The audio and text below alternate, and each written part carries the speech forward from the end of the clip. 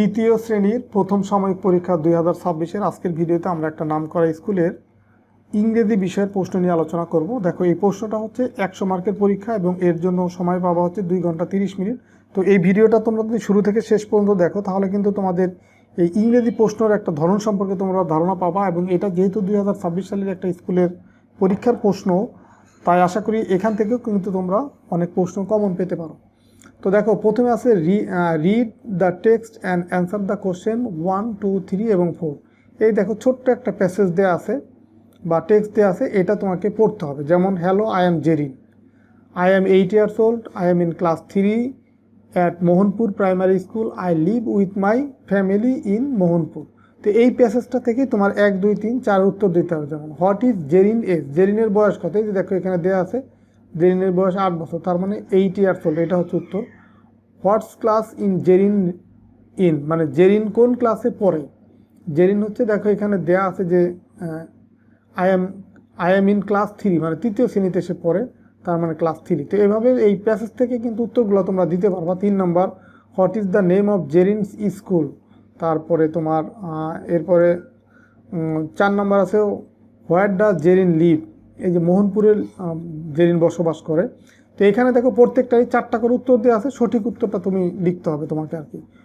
Who does Zerin live with, Zerin কার সাথে বসবাস করে? সে তার ফ্যামিলির সাথে বসবাস করে।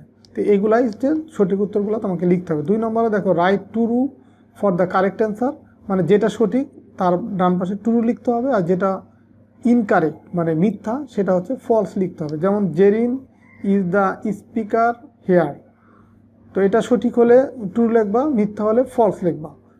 তারপর, she is not 8 years old, মানে তার বয়স 8 নয়। She lives with his cousin, তো সে কাজিনের সাথে বসবাস করে, এটা ভুল, এটা হচ্ছে সে তার ফ্যামিলির সাথে বসবাস করে।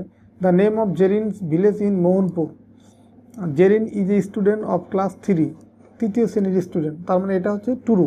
তো এইভাবে তুমি এই সত্য মিথ্যা যেটা হয় সেটা সেইভাবে লিখতে হবে। সত্য হলে ট্রু আর মিথ্যা হলে ফলস লিখতে হবে। 3 নম্বরে দেখো, answer the following question in a sentence or sentences. তো এখানে দেখো, what is the girl name, মানে যে বালিকা তার নাম কি ছিল। তারপর আছে হাউ ওল্ড ইজ জেরিন, জেরিনের বয়স কত। What class is she in, সে কোন শ্রেণীতে পড়ে। হোয়ার ডাজ শি লিভ, সে কোথায় বসবাস করে। Where does she read in. তো এইগুলো হচ্ছে প্যাসেজ থেকে বা ওই টেক্সট থেকে তুমি উত্তরগুলো দিতে পারবে এখান থেকে। 4 নম্বরে দেখো, write a short and simple composition about myself, answer the following question in your composition, মানে তোমার সম্পর্কে লিখবা এই প্রশ্নগুলোর আলোকে। যেমন, হোয়াট ইজ ইউর নেম, তোমার নাম কি, তুমি প্রথমেই লিখবা যে মাই নেম ইজ, তোমার যে নাম সেটা লিখবা। তারপরে, হাউ ওল্ড আর ইউ, তোমার বয়স কত, ওটা লিখবা। What class do you read, তুমি কোন শ্রেণীতে পড়ো। What are your parents. What is your hobby. What is your aim in life, তোমার এইম কি, বা এই টাইপের যে প্রশ্নগুলো আছে সংক্ষিপ্তভাবে এগুলো উত্তর দিতে, মানে এই পয়েন্টগুলো এই প্রশ্নগুলো থেকেই উত্তরগুলো দিবা, এবং উত্তরগুলো দিলেই মাই সেলফ সম্পর্কে তোমার লেখা হয়ে যাবে, মানে তোমার সম্পর্কে লেখা হবে। তো এরপরে দেখো, 5 নম্বর যে প্রশ্নটা আছে যে write the number in word, মানে বানান করে লিখতে হবে। যেমন 95, এটা বানান করে লিখতে হবে 95। তারপরে এখানে আছে কত, 73, বানান করে লিখবা 73। তো এইভাবে যতগুলি নাম্বার বা সংখ্যা আছে সেগুলা বানান করে যে ঘরগুলোতে লিখতে হবে। 6 নম্বরে, rewrite the sentence using capital letter and punctuation marks where necessary. তো দেখো, এইখানে ক্যাপিটাল লেটার, যেমন আমরা জানি প্রত্যেকটা বাক্যের শুরুতে ক্যাপিটাল লেটার দিতে হয়। যেমন, হ্যালো, এখানে এইচটা হবে কি, ক্যাপিটাল হবে, এটা বড় হাতের হবে। তো এইভাবে ক্যাপিটাল লেটার দিতে হবে, এবং যেখানে ফুল স্টপ প্রয়োজন বা কমা প্রয়োজন সেটা দিতে হবে। এই যে এই প্যাসেজটা। 7 নম্বর আছে, rearrange and rewrite the following word so that makes sense, মানে হচ্ছে এই এলোমেলোভাবে শব্দ দেওয়া আছে, তুমি হচ্ছে সঠিকভাবে সাজিয়ে লিখবা। যেমন, এই প্রথমটা যেমন জামিল আগে হবে, জামিল, এটা হচ্ছে জামিল আগে হবে না, এটা এই প্রশ্নবোধক যেহেতু, এই যে হোয়ার আগে হবে, তারপরে where does Jamil Ahmed live, এই হচ্ছে প্রশ্নটা। তো এইভাবে সিরিয়ালি তোমাকে সাজিয়ে লিখতে হবে, এই প্রত্যেকটা সেমভাবে এই সাজিয়ে লিখবা আর কি। এলোমেলোভাবে দেওয়া আছে, তুমি সাজিয়ে লিখবে। 8 নাম্বার হচ্ছে rewrite the correct form of verb in the bracket.